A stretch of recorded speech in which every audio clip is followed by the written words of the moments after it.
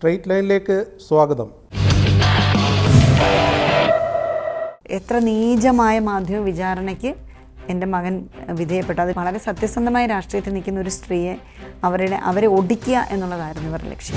ആർക്കും ആരെപ്പറ്റിയും എന്തും പടച്ചുവിടാവുന്ന ഒരു കാലത്താണ് നമ്മൾ ജീവിക്കുന്നത്. വമ്പൻ സ്രാവ് പോയിട്ട് സ്രാവിൻ്റെ നടുക്കണ്ടത്തെ പോലും ഒരു മുറിയെ പോലും തൊടുന്നില്ലല്ലോ. അപ്പോൾ ഇവരെന്നോട് പറഞ്ഞു മോൻ്റെ കയ്യിൽ ഒന്നും ഉണ്ടായിരുന്നില്ല, പാവം അവൻ ഇതിൽ പെട്ടുപോയത് എന്നോട് പറഞ്ഞതാണ്. ഈ അടുത്ത കാലത്ത് ഇറങ്ങിയ സിനിമകളിൽ എന്തൊരു വയലൻസാണ്. ഇന്നത്തെ തലമുറ ഏറ്റവും കൂടുതൽ സ്വാധീനിക്കുന്നത് രാഷ്ട്രീയക്കാരല്ല. നമ്മളെ MT സ്വാധീനിച്ചെങ്കിൽ ഇവരെ സ്വാധീനിക്കുന്ന തൊപ്പിയെ പോലുള്ള ആധുനിക കാലഘട്ടത്തിലെ സൈബർ ഇടങ്ങളിലെ മനുഷ്യരാണ്. ഫേസ് ടു ഫേസ് നിന്ന് വർക്ക് ചെയ്യുന്നവർ മാത്രമാണ്, അല്ലെങ്കിൽ ഫൈറ്റ് ചെയ്യുന്നവർ മാത്രമേ ഞാൻ ശത്രു എന്ന് കാണത്തുള്ളൂ. ഈ ഒളിഞ്ഞിരുന്നതൊക്കെ ചെയ്യുന്നവരെ ഞാൻ ഭീരു എന്നാണ് വിളിക്കുന്നത്. ഇപ്പോഴും എനിക്ക് പറയാൻ പറ്റും ഞാനൊരു റിയൽ പേഴ്സണാണ്. ഈ തെരുവ് നായ്ക്കൾ സോഷ്യൽ മീഡിയക്കകത്തും ഉണ്ട്. അതിനെ ആര് നിയന്ത്രിക്കുന്നു? അതിന് പ്രോപ്പർ ചികിത്സ കൊടുക്കണം. എൻ്റെ അച്ഛൻ മരിച്ച സമയത്ത് ഉമ്മച്ചേച്ചി ആദ്യം ഓടി വന്ന കൂട്ടത്തിൽ ഒരാളാണ്. ഉമ്മച്ചേച്ചി വീണപ്പോൾ എനിക്ക് തോന്നുന്നു ഉമ്മച്ചേച്ചിക്ക് ഒരു മകളുണ്ടായിരുന്നെങ്കിൽ ചിലപ്പോൾ ആ മകളുടെ ഒരു വേദന തന്നെയായിരുന്നു എനിക്ക്. എന്ത് ചെയ്യുമെന്ന് ആലോചിച്ചിട്ടുണ്ട്. ഒരവസരത്തിൽ പൊളിറ്റിക്സ് വിട്ടാലോ എന്ന് വരെ ആലോചിച്ചു. രാഷ്ട്രീയത്തിൽ നിന്ന് റിട്ടയർ ചെയ്യും. റിട്ടയർ ചെയ്യും. കായംകുളം MLAയും CPM ആലപ്പുഴ ജില്ലാ കമ്മിറ്റി അംഗവുമായ ശ്രീമതി U പ്രതിഭയാണ് നമ്മുടെ ഇന്നത്തെ അതിഥി. നമസ്കാരം ശ്രീമതി U പ്രതിഭ. നമസ്കാരം. അവഗണിക്കുന്നു എന്നൊക്കെ പറഞ്ഞു കേട്ടിരുന്നെങ്കിലും ആലപ്പുഴ ജില്ലാ കമ്മിറ്റിയിലേക്ക് തിരഞ്ഞെടുക്കപ്പെട്ടു. അഭിനന്ദനങ്ങൾ. എന്തു പറയുന്നു? സന്തോഷം. പാർട്ടിക്കുള്ളിൽ നിന്നൊക്കെ അവഗണന ഉണ്ടെന്നൊക്കെ പല വാർത്തകളും വന്നിരുന്നു പലപ്പോഴും. അതിലൊന്നും കഥയില്ലായിരുന്നോ? വാർത്തകളല്ലേ ശരിക്കും. എനിക്കെപ്പോഴും തോന്നുന്നൊരു കാര്യം, ഞാൻ പറയാത്ത കാര്യങ്ങളാണ് പലപ്പോഴും വാർത്തയായിട്ട് വന്നുകൊണ്ടിരുന്നത്. ഞാനത് പലപ്പോഴും പറഞ്ഞിട്ടുള്ളതാണ്. അതായത് ഞാൻ പറയുന്നു എന്ന് കരുതിയിട്ട് വാർത്തകൾ അടിച്ചങ്ങ് ഇറക്കും. അപ്പോൾ എനിക്ക് പറയാൻ പറ്റും ഇത് ഞാനല്ല പറഞ്ഞതെന്ന് പറയുന്നതിന് മുമ്പ് ഇതിപ്പം നമ്മൾ പറയും സത്യം ചെരുപ്പിടുമ്പോഴത്തേക്കും നുണ ലോകം ചുറ്റി വരും എന്ന് പറയുന്നത് എനിക്ക് എൻ്റെ ലൈഫിൽ പലപ്പോഴും തോന്നിയിട്ടുണ്ട്. അപ്പം പലപ്പോഴും എന്നോട് ഈ മാധ്യമ വാർത്തകളെ കോട്ട് ചെയ്താൽ പലരും സംസാരിക്കുന്നത്. അപ്പം ഞാൻ പറയാം അത് ഞാൻ പറഞ്ഞല്ലോ, മാധ്യമം പറഞ്ഞല്ലേ, ഞാൻ പറഞ്ഞതായിട്ട് നിങ്ങൾ കേട്ടോ. അത് പറ്റില്ല. ഇപ്പം അവഗണിക്കപ്പെടുന്നു എന്നും ഒക്കെ അവഗണിക്കപ്പെടും, അല്ലെങ്കിൽ തള്ളിക്കളയാൻ പോവുകയാണ്, ഇതെല്ലാം മാധ്യമങ്ങളാണ് പറഞ്ഞത്. അങ്ങനെ ഒരു അനുഭവം ഇല്ല. ഞാൻ അപ്പോഴൊക്കെ സൈലൻ്റ് ആയിരുന്നു. അന്ന് അടിയുറച്ച പാർട്ടിക്കാരി തന്നെ. അപ്പം അത് ഡെഫിനറ്റ്ലി അതൊന്നും ഒരു മാറ്റവും ഇല്ലല്ലോ. ഇപ്പോൾ ഈ ലഹരി വ്യാപനത്തിനെതിരെ എക്സൈസ് കൈക്കൊള്ളുന്ന നടപടികൾ ശരിയായ രീതിയിലല്ലേ? കാരണം അങ്ങനെയാണോ എന്ന് കഴിഞ്ഞ ദിവസം നിയമസഭയിൽ താങ്കൾ ചോദിച്ചിരുന്നു. എന്തുകൊണ്ടാണ് അങ്ങനെ ചോദിച്ചത്? അതും കുറച്ച് വളച്ചൊടിക്കപ്പെട്ടൊരു വാർത്തയായിരുന്നു. ഞാൻ ചോദിച്ച ചോദ്യം അങ്ങനെയല്ല. ബഹുമാനപ്പെട്ട തദ്ദേശ സ്വയംഭരണ വകുപ്പ് മന്ത്രി മറുപടി ഏറ്റവും നല്ലൊരു സബ്ജക്റ്റ്. ഒരു അമ്മ എന്ന നിലയിൽ മാത്രമല്ല, ഒരു സ്ത്രീ എന്ന നിലയിൽ മാത്രമല്ല, പൊതുസമൂഹത്തോട് വളരെയധികം ഇഷ്ടമുള്ള ഒരുപാട് നല്ല മനുഷ്യരെ കാണുന്ന ഒരു വ്യക്തി എന്ന നിലയിൽ ഒരിക്കലും നമ്മുടെ കുഞ്ഞുങ്ങളുടെ ആരുടെയും കാലിടറി പോകരുതെന്ന് ആഗ്രഹിച്ച് വളരെ സ്ട്രോങ് ക്യാമ്പയിൻ ചെയ്യുന്ന ഒരാളായിരുന്നു ഞാൻ. അപ്പോൾ ആ ഒരു ചർച്ച എന്നെ സംബന്ധിച്ച് ഭയങ്കര ഇൻട്രസ്റ്റിംഗ് ആയിരുന്നു എനിക്ക്. പക്ഷേ അൺഫോർച്യുനേറ്റ്ലി എനിക്ക് അതിൽ സംസാരിക്കാൻ അവസരം ഉണ്ടായിരുന്നില്ല. എൻ്റെ ചോദ്യം, എക്സൈസുകാർ ലഹരി വ്യാപനത്തിനെതിരെ ശരിയായ രീതിയിലല്ലേ കേസെടുക്കുന്നത്? അപ്പം ഞാൻ മിനിസ്റ്ററോട് ചോദിച്ച ഒരു കാര്യം, ഒരു സജഷൻ, നമ്മളൊരു കക്ഷിയെ അറസ്റ്റ് ചെയ്യും, പ്രത്യേകിച്ച് ഇത് ചെറുപ്പക്കാരുമായിട്ട് ബന്ധപ്പെട്ട കേസാണ്. അപ്പോൾ അതിനുള്ള മെത്തേഡ്സ്, ഇപ്പോൾ ഒരാളെ അറസ്റ്റ് ചെയ്ത ഫോർ എക്സാമ്പിൾ ഇപ്പോൾ അങ്ങും ഞാനുമായിട്ട് സംസാരിക്കുമ്പം എനിക്ക് തോന്നുവാണ് ഒരാൾ കഞ്ചാവ് ഉപയോഗിച്ചു, അല്ലെങ്കിൽ മദ്യം ഉപയോഗിച്ചു, മയക്കുമരുന്ന് ഉപയോഗിച്ചു എന്ന് എനിക്ക് തോന്നിയാൽ ഞാൻ പറഞ്ഞ ഉടനെ തന്നെ അറസ്റ്റ് രേഖപ്പെടുത്തുകയല്ല. ശാസ്ത്രീയമായ പരിശോധനാ സംവിധാനങ്ങൾ ഉണ്ടാവണം. അത് കൃത്യമായി എല്ലാ തട്ടിലും, എക്സൈസിൻ്റെ ഏറ്റവും താഴെത്തട്ടും ഇപ്പോൾ ഒരാളെ പിടിച്ചാൽ അപ്പം തന്നെ ശാസ്ത്രീയമായി പരിശോധന നടത്തിയിരിക്കണം. ഇല്ലെങ്കിൽ ചിലരുടെ ലൈഫ് പോകും.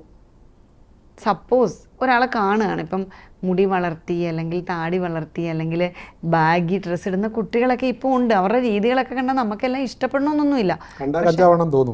അപ്പോൾ ആ തരത്തിൽ എന്തെങ്കിലും വന്നാൽ ഉടനെ തന്നെ നമ്മൾ യാതൊരു പരിശോധനയും ഇല്ലാതെ അവർക്കെതിരെ കേസെടുക്കരുത്, FIR ഇടരുത്.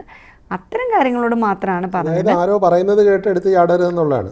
അത് പരിശോധിക്കണം. കാരണം ഇത് ഗൗരവമല്ലേ, ഒരാളുടെ ജീവിതത്തെ ശരിക്കും ബാധിക്കുന്നതല്ലേ, അവരുടെ ഫ്യൂച്ചറിനെ ബാധിക്കുന്നതല്ലേ. അപ്പം എക്സൈസ് ശക്തമായിട്ട് ഇടപെടണം. ഇത്തരം കേസുകളിൽ നിന്ന് 100% ബാധിക്കുന്ന ആളാണ്, ഇടപെടുന്നുണ്ട്. ഇടപെടുമ്പോൾ ഈ തരത്തിലുള്ള ശാസ്ത്രീയ പരിശോധന, I am very clear in that point. അതായത് അവർ ശാസ്ത്രീയമായി പരിശോധിക്കാനുള്ള സംവിധാനങ്ങൾ അവരുടെ ഉണ്ടാവണം.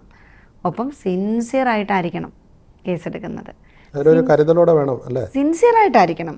കാരണം അപ്പുറത്ത് നിൽക്കുന്നത് യൂത്താണ്. അവരെ അത് ഒരിക്കലും അതിലേക്ക് വഴിതെറ്റി വീഴാതിരിക്കാൻ വേണ്ടിയിട്ടുള്ള കരുതലാണ് എക്സൈസ് ഡിപ്പാർട്ട്മെൻറ്റ്. അപ്പോൾ ആ ഡിപ്പാർട്ട്മെൻറ്റ് അങ്ങേയറ്റം വിജിലൻ്റ് ആയിരിക്കണം. അതിൻ്റെ അകത്ത് നിഷ്കളങ്കരായ ഒരാളും വീണു പോകരുത്. എന്നാൽ സോഴ്സ് പലപ്പോഴും എനിക്കൊക്കെ തോന്നുന്നത് ഇവരൊരിക്കലും സോഴ്സിനെ അറിയുന്നില്ല, ഉറവിടമാണ് കണ്ടത്. ഞാനതിന് പറയുന്നൊരു കാര്യം, നമുക്ക് ഡെങ്കു ഫീവർ വരുന്ന കൊതുക് കടിച്ചിട്ടാണല്ലോ അല്ലേ? നമ്മളെന്താ ചെയ്യുന്നത്? മൊസ്കിറ്റോയുടെ ഉറവിടം നശിപ്പിക്കുകയാണ് ചെയ്യുന്നത്. അപ്പോൾ സ്വാഭാവികമായിട്ടും ഈ ഉപയോഗിക്കുന്ന ഈ പാവപ്പെട്ട കണ്ണികൾ ആ കുടുംബത്തിന് ബാധ്യതയായി പോകുന്ന അവസരം വരെ നമ്മുടെ നാടുകളിൽ ഉണ്ടാവുന്നുണ്ട്. അതായത് മറിഞ്ഞിരിക്കുന്ന വമ്പൻ സ്രാവുകളെ തൊടുന്നില്ല. വമ്പൻ സ്രാവ് പോയിട്ട് സ്രാവിൻ്റെ നടുക്കണ്ടത്തെ പോലും ഒരു മുറിയെ പോലും തൊടുന്നില്ലല്ലോ. സ്രാവിൻ്റെ ഒരു പകുതി കഷ്ണത്തെ പോലും തൊടാൻ പറ്റുന്നില്ല. അത് തൊടണം. മറ്റൊന്ന്, ഒരുപാട് പ്രോജക്ട്സ് ഉണ്ട് നേർവഴി. ഇപ്പം ഞാൻ തന്നെ നിയമസഭാ കമ്മിറ്റിയുടെ ചെയർമാൻ, വിമുക്തി നിയമസഭാ കമ്മിറ്റിയുടെ ചെയർമാൻ എന്ന നിലയിൽ ഞാൻ പ്രോജക്റ്റുകൾ എടുത്തപ്പം നേര് ഹോസ്റ്റലുകളിൽ ലഹരി ഒഴിവാക്കാനുള്ളത്, അല്ലെങ്കിൽ ക്യാമ്പസുകളിൽ ലഹരി ഉണ്ടെങ്കിൽ ഒഴിവാക്കുക, ഇതെല്ലാത്തിനും പ്രോജക്റ്റ് ഉണ്ട്. ഇത് എത്ര പേർക്ക് അറിയാം? നടത്താൻ ശ്രമിക്കുന്നുണ്ട്, പക്ഷെ എത്ര പേർക്ക് അറിയാം? ഇപ്പം നമ്മൾ തമ്മിലിരുന്ന് പറയുമ്പോൾ മൊത്തം പ്രോജക്റ്റ് നമുക്ക് പോലും അറിയില്ല. ഇല്ല. അതുപോലെ ടോൾ ഫ്രീ നമ്പറുണ്ട്. അതിലെനിക്കൊരു സജഷൻ ഉള്ളത്, കേരളത്തിൽ ഏറ്റവും കൂടുതൽ ഇപ്പം ഞങ്ങൾ ജനപ്രതിനിധികളെയൊക്കെ ആൾക്കാർക്ക് ഇഷ്ടം ആരെയാ? ഫിലിം സ്റ്റാർസിനെയാണ്. നമ്മൾ ഞെട്ടിപ്പോകുന്ന തരത്തിലുള്ളൊരു ഭ്രാന്തൻ ആരാധനയാണ് കേരളത്തിലെ യൂത്തിന്, അല്ലേ? ഇപ്പം നമുക്കും ഇഷ്ടമാണ് മമ്മൂട്ടിയെ, മോഹൻലാലിനെയും, ടോവിനോയെയും, ഫഹദിനെയും എല്ലാവരെയും നമുക്ക് ഇഷ്ടമാണ്. ഇഷ്ടമേ ഉള്ളൂ. നമുക്ക് ഭ്രാന്തമായ ആരാധന ആരോടും ഇല്ല. കാരണം അവരവരുടെ ജോലി ചെയ്യുന്നു എന്ന് മാത്രമേ ഉള്ളൂ. അവർ ആസ് ആൻ ആർട്ടിസ്റ്റ് അവരുടെ പ്രൊഫഷനാണ്. പക്ഷേ നമ്മുടെ തലമുറ ഏറ്റവും കൂടുതൽ ഇൻഫ്ലുവൻസ്ഡ് ആവുന്നത് ഇവരിലാണ്. അപ്പോൾ എൻ്റെ ഒരു സജഷൻ, എനിക്കത് നിയമസഭയിൽ പറയാൻ പറ്റിയില്ല, ഈ സ്റ്റാർസിനെയൊക്കെ പൊതുസമൂഹത്തേക്ക് ഇറക്കി വിടണം. ഇവരായിരിക്കണം ഏറ്റവും വലിയ ക്യാമ്പയിനേഴ്സ്. കാരണം ഇവർ പറഞ്ഞ പിള്ളേർ കേൾക്കും. കാരണം ഇവരൊരു സിനിമ മുടി വളർത്തി ഇവരും വളർത്തും. ഇവർ കുളിച്ചില്ല ഇവരും കുളിക്കത്തില്ല. ഇവർ ലഹരി ഉപയോഗിക്കുന്ന കാണിച്ചു കൊടുത്തു കഴിഞ്ഞാൽ ഇവരും ഇത് കാണിക്കാൻ ശ്രമിക്കുകയാണ്. ക്രൈം, ഈ അടുത്ത കാലത്ത് ഇറങ്ങിയ സിനിമകളിൽ എന്തൊരു വയലൻസാണ്! എന്തിനാ ഈ വയലൻസ്? ഇപ്പോൾ നമ്മുടെയൊക്കെ ഒരു ജനറേഷൻ എടുത്ത് പരിശോധിച്ചാൽ, ഫോർ എക്സാമ്പിൾ ഒരു 80s തൊട്ട് ഒരു 2000 വരെയുള്ള ജനറേഷൻ എടുത്ത് നോക്കിക്കഴിഞ്ഞാൽ നമ്മൾ കണ്ട എത്ര ഹൃദയഹാരിയായ സിനിമകളായിരുന്നു. പക്ഷേ ഇന്നത്തെ സിനിമയിൽ എന്താ? നായകൻ വില്ലനാണ്. ഒരേ സമയം 500 പേരെ അടിച്ചിടുമ്പോൾ പിള്ളേർക്കും തോന്നുവാണ് ഇങ്ങനെ പറ്റും. അത്തരം സിനിമകൾ യുവതലമുറയെ വലിയ സ്വാധീനം ചെലുത്തുന്നുണ്ട്. വലിയ സ്വാധീനം. അവരെ പ്രചാരകരായിട്ട് മാറ്റണം, അല്ലെ അവരിറങ്ങണം. ലഹരി ഉപയോഗിക്കുന്നതിന് കാരണമാകുന്ന എന്ത് സംവിധാനങ്ങളെയും നമ്മളിപ്പം കള്ളു കുടിക്കുന്നതിൻ്റെ താഴെ ഒരു കുഞ്ഞു അക്ഷരത്തിൽ ഉറുമ്പെഴയുന്ന പോലെ തോന്നും, cigarette smoking is injurious to health, അല്ലെങ്കിൽ ഒരു സിനിമ വന്നുകൊണ്ടെങ്കിൽ അല്ല നായകൻ്റെയോ നായികയുടെയോ ശബ്ദത്തിൽ അത് എഴുതിയതുകൊണ്ടൊന്നും ആരുടെയും തലയിൽ കയറുന്നില്ല. ഇവരിറങ്ങണം. ഇവരെല്ലാ ജില്ലയിലും ഇറങ്ങണം. എല്ലാ യൂത്ത് ഗ്യാതറിംഗ്, DJ പാർട്ടിയിലടക്കം ഇതായിരിക്കണം പറയോ. ഇപ്പൊ താങ്കൾ നിയമസഭയുടെ വിമൻ ആൻഡ് ചിൽഡ്രൻ സമിതിയുടെ അധ്യക്ഷയാണ്. ഈ കേരളത്തിലെ യുവ കൗമാര തലമുറ ലഹരിയുടെ പിടിയിൽപ്പെടുകയാണ്. എന്തായിരിക്കും കാരണം? സ്വാധീനം. ഡെഫിനറ്റ്ലി സ്വാധീനം മാത്രമെന്ന് പറയാൻ പറ്റില്ലല്ലോ. അല്ല, ഈ തലമുറയെ ഒരു സ്വാധീനിക്കാൻ എളുപ്പമാണ്. ഇപ്പം നമ്മൾ എന്താ പറയേണ്ടത്, റേറ്റിംഗ്. ഈ കാലത്ത് ഏറ്റവും കൂടുതൽ ആൾക്കാർ ജോലി ചെയ്യാതെ ജീവിക്കുന്നത് എങ്ങനെയാണ്? യൂട്യൂബിലൂടെ വരുമാനം ചെയ്തിട്ടാണ്, അല്ലേ? അവർ ചിലപ്പോൾ കണ്ടൻറ് ക്രിയേറ്റേഴ്സ് അതിനുവേണ്ടി മെനക്കെടുന്നുണ്ടാകും. പക്ഷേ നമ്മൾ ശരീരം അനങ്ങിയോ അങ്ങനെയുള്ള വർക്കുകളല്ല. അപ്പോൾ easy money, easy way, easy going life, അടിച്ചുപൊളി ലൈഫ്. അപ്പോൾ എല്ലാവർക്കും വേണ്ട എന്താ? ഞാൻ പുതിയ തലമുറയെ ശ്രദ്ധിച്ചിടത്തോളം നമ്മൾ പോകുന്ന പരിപാടികളിലൊന്നും, ഞാനെന്നല്ല എനിക്കറിയാം മറ്റ് ഏത് ജനപ്രതിനിധികൾ അല്ലെങ്കിൽ ഒരു പൊതുപരിപാടി വന്നാൽ ഒരു 15-നും 25-നും ഇടയ്ക്കുള്ള ഓഡിയൻസ് കുറവാണ് ഏജ് ഗ്രൂപ്പിൽ. ഇവരേറ്റവും കൂടുതൽ വരുന്നത് എവിടെയാണെന്നറിയോ? DJ അതൊക്കെ വെക്കുമ്പോഴേ രാഷ്ട്രീയക്കാരിൽ അവർക്ക് വിശ്വാസം ഇല്ലാത്തതുകൊണ്ടും വരാതിരുന്നൂടെ? തീർച്ചയായിട്ടും മാധ്യമങ്ങളുടെ ഒരു ബാഡ് ഇൻഫ്ലുവൻസ് കൊണ്ട് രാഷ്ട്രീയക്കാരിൽ ഇല്ലാതെ വരാം. കാരണം മാത്രം സ്വാധീനം മാധ്യമങ്ങൾക്കുണ്ടോ? ഡെഫിനറ്റ്ലി മാധ്യമങ്ങളുടെ സ്വാധീനം ഇല്ലാതെ വളർന്നു വന്ന നേതാക്കളുള്ള നാടുകൂടിയല്ലേ ആ കാലത്ത് മാധ്യമങ്ങളുടെ സ്വാധീനമില്ലാതെ EMS നമ്പൂതിരിപ്പാടിന് എന്ത് മാധ്യമത്തിന്റെ സഹായം ആവശ്യം വന്ന് ഒരാവശ്യം ഉണ്ടായിരുന്നില്ല. അദ്ദേഹത്തിന് മാധ്യമത്തിന്റെ അല്ല. പക്ഷെ മാധ്യമങ്ങൾക്ക് സ്വാധീനമില്ലേ? CM-നെ അടക്കം ഒളിഞ്ഞിരുന്ന് എത്രയോ പേര് ചീത്ത പറയുന്നുണ്ട് അനാവശ്യമായിട്ട്. എന്ത് സ്വാധീനത്തിലാ മാധ്യമങ്ങളെ? ഒരൊറ്റ എക്സാമ്പിൾ ഞാൻ പറയട്ടെ മാധ്യമ സ്വാധീനത്തിന്റെ. കഴിഞ്ഞ പാർലമെന്റ് തിരഞ്ഞെടുപ്പിൽ ഞാൻ കണക്ക് പരിശോധിച്ചപ്പം 68 ലക്ഷം പേരാണ് കേരളത്തിൽ പെൻഷൻ വാങ്ങുന്നത്. അതും ആ പെൻഷൻ എമൗണ്ടിനെ പറ്റി ഇപ്പോഴും ഈ ബജറ്റ് വന്നപ്പോഴും പെൻഷൻ കൂട്ടിയില്ലെന്ന്. 600 1600 ആക്കിയില്ലേ? പക്ഷെ ക്ഷേമ പെൻഷൻ പല അധികാര സ്ഥാനങ്ങളിൽ ഇരുന്നവർ അതിൽ കൈകടത്തി പൈസ തട്ടിക്കുന്ന കഥ ഈ ഗവൺമെന്റിന്റെ കാലയളവിൽ പുറത്തു വന്നു. അതിനൊക്കെ അതിന്റെ നടപടി എടുക്കുന്നത് അതൊക്കെ ഇതിന്റെ ഒരു ചെറിയ കാര്യമല്ല. അല്ല, ചെറിയ കാര്യമായിട്ട് ഗവൺമെന്റ് കണ്ടിട്ടുമില്ലല്ലോ. അതിന് ഗവൺമെന്റ് ആ സെൻസിലെടുത്തു കൃത്യമായ നിയമ നടപടികളുമായിട്ട് മുന്നോട്ട് നടന്നിട്ട് തടയുന്നതാണോ അഴിമതി നടക്കാതിരിക്കാൻ ശ്രമിക്കുന്നതാണോ? ഒരിക്കലും നടക്കാൻ പാടില്ല. ഞാൻ പറയട്ടെ, എല്ലാ മേഖലയിലും മൂല്യച്യുതിയില്ലേ? പൊളിറ്റിക്സിലുണ്ട്, സിനിമയിലുണ്ട്, പിന്നെ നമ്മുടെ ബ്യൂറോക്രസിയിലുണ്ട്. ഏത് മേഖലയിലാണ് മൂല്യച്യുതി ഇല്ലാത്തത്? ആ മൂല്യച്യുതിയുടെ ഒരു ഡാർക്ക് സർക്കിൾ എപ്പോഴും നമ്മുടെ സമൂഹത്തിലും ഉണ്ട്. ഈ യുവതലമുറയിൽ സ്വാധീനം എന്ന് പറയുന്നത് തെറ്റായ സ്വാധീനമാണെങ്കിൽ നല്ല റോൾ മോഡലുകൾ ഇല്ല എന്നുള്ളത് ഒരു വിഷയമല്ലേ? അല്ല, തെറ്റായ സ്വാധീനത്തിൽ നിന്ന് ആരാണ് അവരെ തിരുത്തേണ്ടത്? ആരാണ് അവരെ തിരുത്തേണ്ടതെന്നാണ് ഇരുട്ടിനോട് ചോദിക്കുന്ന ഒരു ചോദ്യമായിട്ടാണ് വന്നിരിക്കുന്നത്. ഇന്നത്തെ തലമുറ ഏറ്റവും കൂടുതൽ സ്വാധീനിക്കുന്നത് രാഷ്ട്രീയക്കാരല്ല. രാഷ്ട്രീയക്കാർ എല്ലാം അഴിമതിക്കാരാണ് എന്നൊരു ബോധം ഈ തലമുറയുടെ ബ്രെയിനിലേക്ക് ആരോ കുത്തി. എല്ലാ രാഷ്ട്രീയക്കാരും അഴിമതിക്കാരാണെന്നുള്ള ബോധമുള്ളവരല്ല. Let me complete. അപ്പം ഞാനത് ക്ലിയർ ചെയ്യാം. അതായത് പുതിയ തലമുറയെ സിനിമാക്കാർ സ്വാധീനിക്കുന്നുണ്ട്, മാധ്യമങ്ങൾ സ്വാധീനിക്കുന്നുണ്ട്. ഇതിനേക്കാളൊക്കെ അപകടകരമായിട്ടുള്ളതാണ് പുതുതലമുറ മാധ്യമങ്ങൾ. അതായത് വ്ളോഗേഴ്സ്, യൂട്യൂബേഴ്സ് എന്തൊക്കെയാണ് ചെയ്യുന്നത്? ഈ ആർക്കും പത്രക്കാരാവാം. ഞാൻ മാധ്യമങ്ങൾ എന്ന് പറയുമ്പം പണ്ട് കാലത്ത് നമ്മൾ മാധ്യമങ്ങൾ എന്ന് പറയുമ്പം മലയാള മനോരമ, കേരള കൗമുദി, മാതൃഭൂമി, മംഗളം, ദേശാഭിമാനി, ഇത്രയും പിന്നെ ഇംഗ്ലീഷ് ഡെയിലീസ് എന്ന് പറയുമ്പോൾ ഹിന്ദു, ഇന്ത്യൻ എക്സ്പ്രസ് ഒക്കെ മാത്രമാണ് എനിക്ക് എൻ്റെ തലമുറയിൽ ഇത്തരം പത്രങ്ങളായിരുന്നു എനിക്ക് ഫെമിലിയർ ആയിട്ടുള്ളത്. ഈ പത്രങ്ങളിലൊന്നും തന്നെ പലപ്പോഴും വരുന്ന വാർത്തകൾ വായിക്കാനും ഭയങ്കര രസം. ഞങ്ങളുടെ സ്കൂളിലൊക്കെ വാർത്ത വായിക്കുമായിരുന്നു, ഞങ്ങളൊക്കെ തയ്യാറാക്കുമായിരുന്നു ഓരോ കുട്ടികളെയും വാർത്ത വായിക്കാനായിട്ട് ആ കാലത്ത്. ഇപ്പം അത്രയൊന്നുമില്ല, ഒക്കെ എവിടെയെങ്കിലുമൊക്കെ ഉണ്ടെന്ന്. അപ്പോൾ ആ കാലത്തും നമ്മൾക്ക് പൊളിറ്റിക്കൽ ലീഡേഴ്സ് എന്ന് പറയുമ്പം വിദ്യാഭ്യാസ വകുപ്പ് മന്ത്രി, അപ്പോൾ ഒരു ബിംബമായിരുന്നു വിദ്യാഭ്യാസ മന്ത്രി എന്ന് പറഞ്ഞാൽ. പിന്നെ ഓരോ മന്ത്രിമാരെ, കേന്ദ്ര ഗവൺമെൻറ്റിൽ ഓരോ മന്ത്രിമാരെയും നമുക്ക് കാണാതെ അറിയാമായിരുന്നു. ഇന്നാരാ കേന്ദ്രമന്ത്രി എന്നറിയില്ല, ഏത് വകുപ്പാണ് ഒരു കൈകാര്യം. ഇതെല്ലാം ഇങ്ങനെ ഇതായിട്ടൊരു 10-12 വർഷമായിട്ടുള്ളൂ. 2G സ്പെക്ട്രം കേസ് വന്നപ്പോൾ, പിന്നെ നമ്മുടെ കേരളത്തിലാണെങ്കിൽ സോളാർ കേസ് വന്ന സമയത്തും ഒക്കെ തന്നെ വലിയ ചർച്ച ഒരു പുതിയ തലമുറയിലേക്ക് വന്നു. രാഷ്ട്രീയക്കാരെല്ലാം കണക്കാണ്. പക്ഷെ ഞങ്ങൾക്കൊക്കെ പറയാൻ പറ്റും ഇന്ന് വരെ. ഞാൻ 25ാമത്തെ വർഷം, 2026 ആകുമ്പോൾ 25 വർഷമാവും പല തട്ടിൽ പൊളിറ്റിക്കൽ രാഷ്ട്രീയ പ്രവർത്തനവും. ഒരു പഞ്ചായത്ത് പ്രസിഡന്റായിട്ട് ഇരിക്കുന്ന ഒരു കുഞ്ഞ് എക്സ്പീരിയൻസ് ആണെന്ന് കരുതുന്ന ആളുകൾ ജനങ്ങളെ അറിയാൻ കഴിയും. നമുക്കൊരു പൊതുപ്രവർത്തനത്തിലേക്കുള്ളൊരു വലിയ ചവിട്ടുപടിയാണ് അങ്ങനത്തെ ഒരു പ്രാദേശിക ഗവൺമെൻറ് ഭാഗമാവുന്നത്. അപ്പം ആ കാലത്ത് പഞ്ചായത്ത് പ്രസിഡന്റിനെ പറ്റിയുള്ളൊരു ധാരണ മാറ്റിക്കൊടുക്കാൻ, ഒരു പുതിയ തലമുറയെ മാറ്റിക്കൊടുക്കാൻ എനിക്ക് പറ്റിയെന്ന് ഞാൻ വളരെ കോൺഫിഡൻ്റ് ആണ്. കാരണം ഞാൻ വരുമ്പോൾ ആൾക്കാർ പറഞ്ഞു ചുരിദാർ ഇട്ട പഞ്ചായത്ത് പ്രസിഡന്റ് അവർ കണ്ടിട്ടില്ല. ഓക്കെ, ചുരിദാർ ഇട്ട പഞ്ചായത്ത് പ്രസിഡന്റ് എങ്ങനെയാണ് പ്രവർത്തിക്കുന്നതെന്നാണ് കാണിച്ചു കൊടുത്തത്. ഞാൻ പറയുന്നത് നടപ്പ് ശീലങ്ങളുണ്ടോ ഉണ്ടായിരുന്നു ഒരു കാലത്തൊക്കെ. ഇപ്പം അതൊക്കെ ആരും മൈൻഡ് ചെയ്യുന്നു. ഇപ്പം എന്താ പറയണ്ടേ, ഇപ്പം നമ്മൾ ഹണി റോസിൻ്റെ വസ്ത്രധാരണത്തെ പറ്റി സമൂഹത്തിൽ ചർച്ച ചെയ്യുന്ന കാലമാണ്. കാരണം അവർ ഓരോരുത്തരുടെ ഇഷ്ടമാണ്. ഒരു സ്ത്രീയുടെ വസ്ത്രധാരണത്തെ പറ്റി അങ്ങനെ സമൂഹം ചർച്ച ചെയ്യേണ്ടതുണ്ട്? ആവശ്യമില്ല, സമൂഹം ചർച്ച ചെയ്യുമല്ലേ. അപ്പം ഞാൻ പറഞ്ഞത്, ഇപ്പം പണ്ട് ഒരു ലെഗിൻ ഇട്ടെന്നോ അല്ലെങ്കിൽ ഒരു ചുരിദാർ ഇട്ടെന്നോ പറഞ്ഞ് നിയമസഭയ്ക്കകത്തൊക്കെ ഏതോ ഒരു മഞ്ഞപ്പത്രം എന്തോ എഴുതിയ കാലത്ത് അത്തരം കാലത്ത് നിന്ന് ഇപ്പം കുട്ടികൾ അവർക്ക് ഡ്രസ്സ് ഇടണോ ഇടണ്ടയോ ഇതൊക്കെ ഞങ്ങളുടെ ഇഷ്ടമാണ് എന്ന് പറഞ്ഞു. ഞാൻ ഹണി എന്ന് പറഞ്ഞാൽ അടുത്ത കാലത്ത് വിവാദത്തിലും ചർച്ചയിലും വന്നതുകൊണ്ട് ഞാൻ ആ കുട്ടിയുടെ പേര് പറഞ്ഞതേ ഉള്ളൂ. വിഷയത്തിലേക്ക് തിരിച്ചു വന്നു കഴിഞ്ഞാൽ യുവതലമുറ തെറ്റായി സ്വാധീനിക്കപ്പെടുന്നു എന്നാണല്ലോ പറഞ്ഞു വരുന്നത്. തെറ്റായി സ്വാധീനിക്കപ്പെടുന്നു. അവരെ തിരുത്തേണ്ടത് ആർക്കാണ് അതിന്റെ പ്രാഥമിക ഉത്തരവാദിത്വം? അതിനൊരു ക്വസ്റ്റ്യൻ ഞാൻ അങ്ങോട്ടോട് ചോദിക്കാൻ അനുവാദമുണ്ടോ? ഒരു രാഷ്ട്രീയക്കാരനെയാണോ പുതുതലമുറയ്ക്ക് ഇഷ്ടം, ഒരു സിനിമാക്കാരനെയാണോ?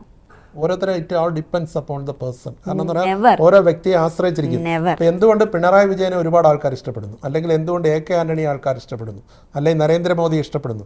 അവരിലൊക്കെ എന്തെങ്കിലും പ്രത്യേകതകൾ ഉണ്ടായിരിക്കും. പ്രത്യേകതകൾ ഇല്ലാത്ത രാഷ്ട്രീയക്കാർ വരുമ്പോൾ അവർ സ്വാഭാവികമായിട്ടും സിനിമാക്കാരനെ തേടിപ്പോകും. അല്ല, സിനിമാക്കാരെ പറയുമ്പോൾ അവിടെ ചോയ്സ് ഉണ്ട്. മമ്മൂട്ടിയെ മോഹൻലാലിനെ ഇഷ്ടപ്പെടുന്ന പോലെ എത്ര ആൾക്കാർ ആ തലമുറയിൽ മറ്റു നടന്മാരെ ഇഷ്ടപ്പെട്ടു? ഒരിക്കലും അങ്ങനെയാണെന്ന് ഞാൻ വിശ്വസിക്കുന്നില്ല. കാരണം ഒരു വേദിയിൽ നമ്മൾ പോകുമ്പം, ഒരു വേദിയിൽ പോയിരിക്കുമ്പോൾ ഒരു സദസ്സ്, അവിടെ ഒരു ക്രൗഡഡ് സദസ്സ് വരുമ്പം ഒരു സിനിമാ താരം വരുന്നു. ആ സിനിമാ താരം വരുമ്പോഴത്തേക്കും ഭയങ്കര ബഹളം, കയ്യടി, എക്സൈറ്റ്മെൻറ്റ് ഇതെല്ലാം ഉണ്ട്. എന്നാൽ ഈ നാടിന് വേണ്ടി ചോര നീരാക്കി പ്രവർത്തിക്കുന്ന രാഷ്ട്രീയക്കാരോട് കാണിക്കുന്നത് ആ തരത്തിലുള്ള രീതിയല്ല. എന്ന് വെച്ചാൽ ഈ രാഷ്ട്രീയക്കാരൻ സച്ചിദാനന്ദൻ വേദിയിലേക്ക് വരുമ്പോൾ കണ്ണേ കരളെ VS എന്ന് പറഞ്ഞ് ഇളകി മറിഞ്ഞ് ഇരമ്പി ആർക്കുന്ന കാലം നമ്മൾ കണ്ടിട്ടുണ്ട്. 100-2 എക്സാമ്പിൾ മാത്രമേ എടുക്കാനുള്ളൂ. നമുക്ക് രാഷ്ട്രീയക്കാരും യുവതലമുറയ്ക്കുള്ള ഒരു വിശ്വാസ്യത പോയെന്നാണ് പറഞ്ഞത്. പോയി എന്നല്ല, അങ്ങയുടെ ക്വസ്റ്റ്യനുള്ള മറുപടിയാണ് പറഞ്ഞത്. വിശ്വാസ്യത പോയിട്ടുണ്ടെങ്കിൽ ആരാ ഉത്തരവാദി എന്നാണ് എന്നോട് ചോദിച്ചത്. വിശ്വാസ്യത പോയെന്നുള്ള ആധുനിക കാലഘട്ടത്തിലെ ഈ ഒരു എന്താ പറയുക മോഡേൺ നമ്മുടെ ഇൻ്റർനെറ്റിൻ്റെ യൂസേജ് കൊണ്ട് ആർക്കും ആരെപ്പറ്റിയും എന്തും പടച്ചുവിടാവുന്ന ഒരു കാലത്താണ് നമ്മൾ ജീവിക്കുന്നത്. അപ്പോൾ സ്വാഭാവികമായിട്ടും ഒരു തലമുറ വിശ്വസിക്കുന്നത് ഇതൊന്നും കൊള്ളില്ല. പൊളിറ്റിക്സ് ഇല്ലെങ്കിൽ, രാഷ്ട്രീയമില്ലെങ്കിൽ ഈ ബ്യൂറോക്രാറ്റുകളൊക്കെ ഏത് രൂപത്തിലേക്കായിരിക്കും പ്രവർത്തിക്കുന്നത്? അതിനൊരു എക്സാമ്പിളുണ്ട്.